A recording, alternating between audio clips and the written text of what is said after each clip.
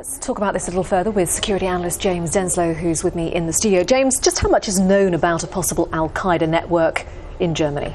Well, I think this story really smacks of the traditional elements of an al-Qaeda network. We have the people with dual nationality who enjoy all the benefits of German citizenship and the freedoms from police investigation, and the training links to Waziristan, and the tactics, which seem pretty crude, i.e. kill as many people as you can with a bomb. So it's a pretty horrible story, but I think the Germans will be very thankful that it's been averted. Interestingly, they stopped what they say was an alleged attack at this stage, because from what we gather, it hadn't actually got that far, had it?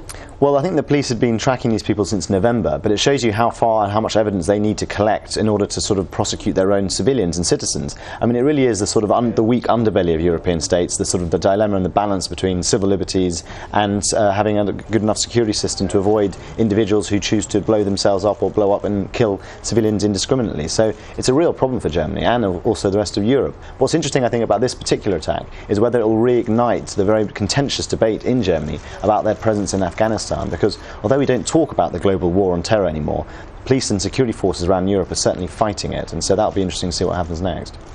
You were talking a bit there about this issue of dual citizenship, which hasn't been discussed greatly until recently, when it was actually the fact that North Africans coming from Tunisia and Libya were managing to get into Italy, and once there were effectively having the freedom to move around Europe. How much is that being discussed at the higher levels, do you think, in terms of the fight against what is known as terrorism? Well, I certainly think that the Europeans are treating border security incredibly seriously, and of course there's different levels of it, different layers. There's the outer border security, but once people are in Europe, the problem of people moving easily between countries because of the Schengen agreements stipulations that's what they're able to do. So we've had some 30,000 or so people arrive from Europe, from North Africa to Europe, since the Arab awakening, and that has caused huge security problems. And it's not any coincidence that the French and the Italians are now talking about revising the border arrangements about Schengen to allow far more internal controls. But with this case, these people weren't foreigners, they were German citizens. So it's very difficult to prevent against attacks from your own citizenship, homegrown terrorists as they're called.